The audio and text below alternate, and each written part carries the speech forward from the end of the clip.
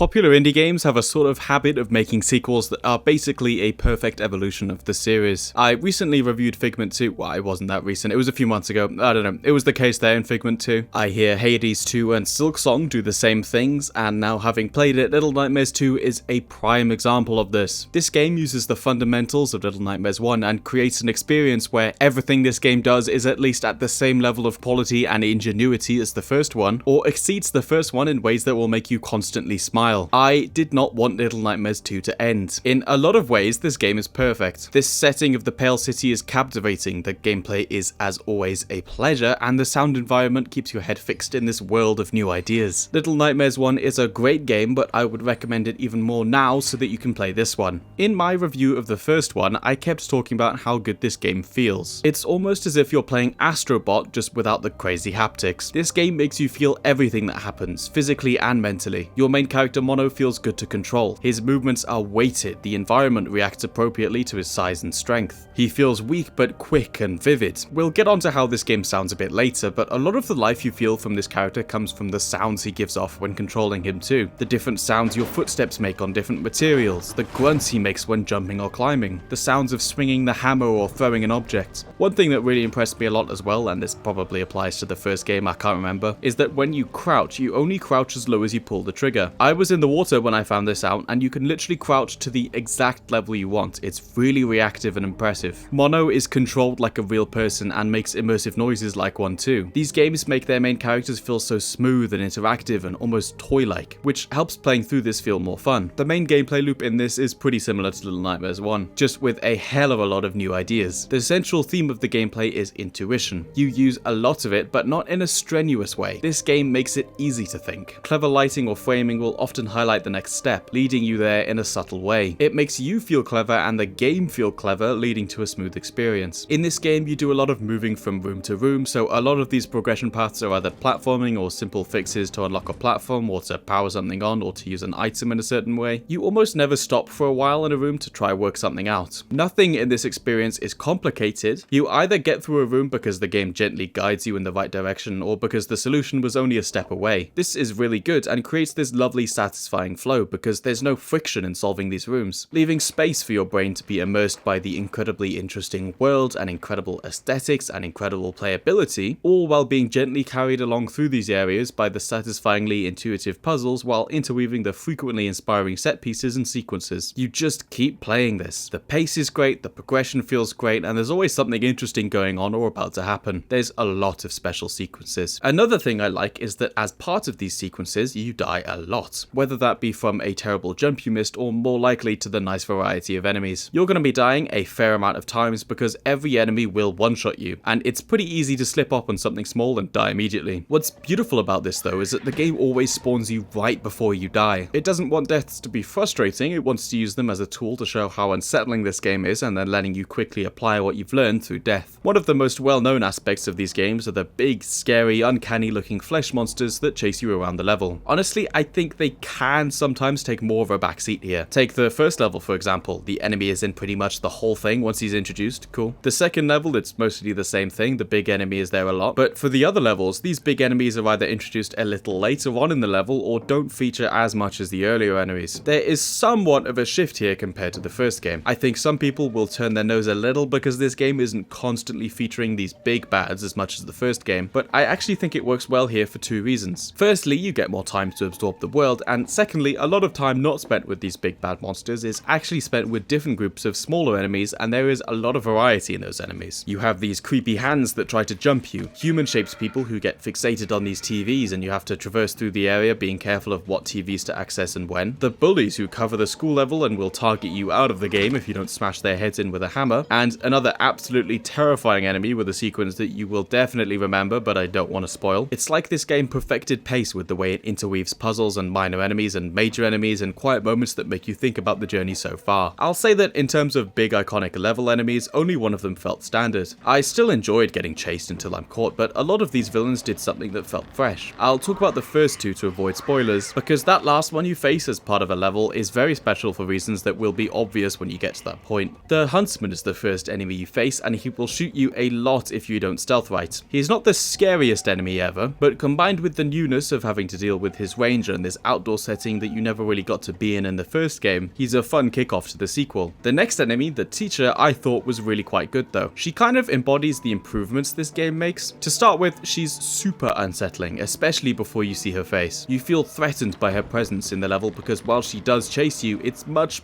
harder to avoid her once you've been spotted, something which you could kind of get away with in the first game. In this one, rooms are designed to keep you in, and you can't kite her or loop her because she can just grab you from anywhere with her ability to elongate her limbs. I got snapped up so many times by her because I was impatient and underestimated her mechanics since I didn't feel overly threatened in the last game. She basically says a big no to trying to escape, and one wrong move will mean you're getting eaten, unless you're in that one section where you can hide and loop under these tables, which was a bit disappointing. Although she did hear me and do a 180 with her head in that room, which was terrifying, so she sort of makes up for it there. If there's any moment though that shows you how this sequel has evolved the formula, it's this sequence with the teacher in the library. Now, hands up, right? Hands up who remembers the library sequence with the janitor in the first game, because they do it again with someone with elongated limbs, but this time it's actually way more intense. The obstacle course the game gives you in this room is much more involved and interesting, and if you make a noise or accidentally push something over, the teacher will zip her head over to you and eat you. More threat, more deaths, more learning, more fun, more beauty, and new moments. That's what this game is all about. I want to read off a few things I have written down here. While I was playing, I was making note of everything new that this game does that impressed me. The TV puzzles I mentioned before, those are new, those are great. The chase scenes that I criticized in the last game are better in this game. One example is with the huntsman because you're always in range of death while running, so you have to take cover a lot, which is a lot better than holding forward while the enemy stumbles behind you. The last level monster does this really well as well, but I still can't spoil it. There's combat in this game, sort of, in Little Nightmares' own weighty, clunky, human way, with these weapons that you can pick up and slam enemies like the bullies and the hands with. There's new mechanics and new ways to think with traps, like these bear traps you have to spring with thrown items and slamming sticks. Other traps include bulging floorboards that if you step on will drop things that send your body into another level of conscience if they hit you, and then making themselves less obvious once you get used to them by faking which floorboard will trigger. A section where you wear a disguise. Six, as a character, she's in this game, the main character from the last game. You can hold her hand and you journey through this whole thing together, both scared and lonely. She influences you and the levels, moving you along and helping you and gesturing like a real clever partner. She's just as vivid as in the first game, and her whole character is done really well in this. Everything about her in this is a treat and another reason to play the game. And there's even more stuff, from new and exciting sequences to other moments that remind you of how cleverly this game is built. There is so much that is new and so much that is well developed from the last game. Let's now come to the setting. This game is just beautiful, man. Most of this game takes place in what's called the Pale City, a city full of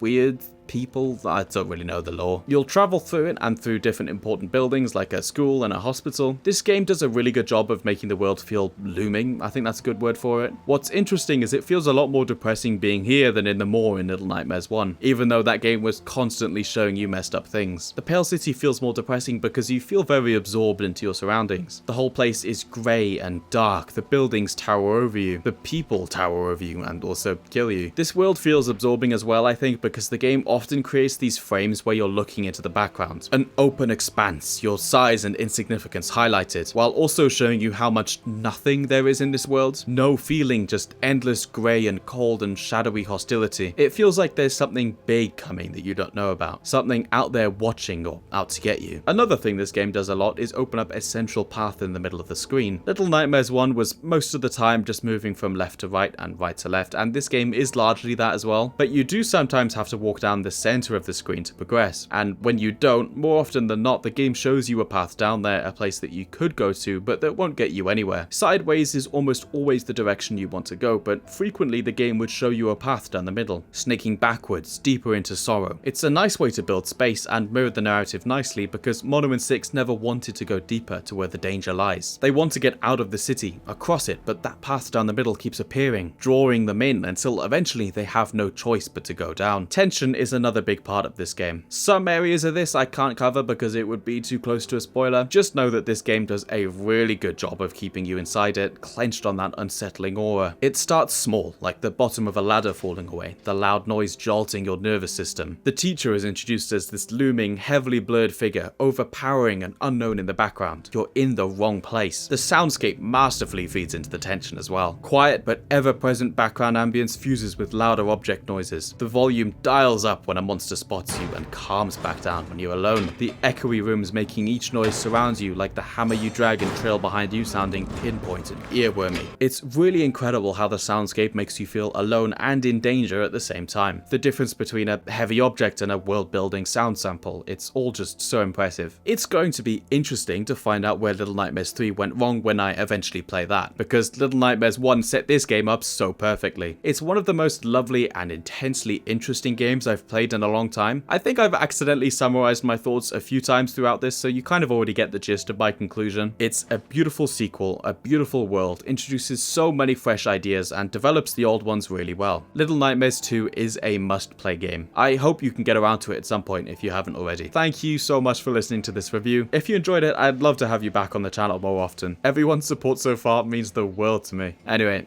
see you soon.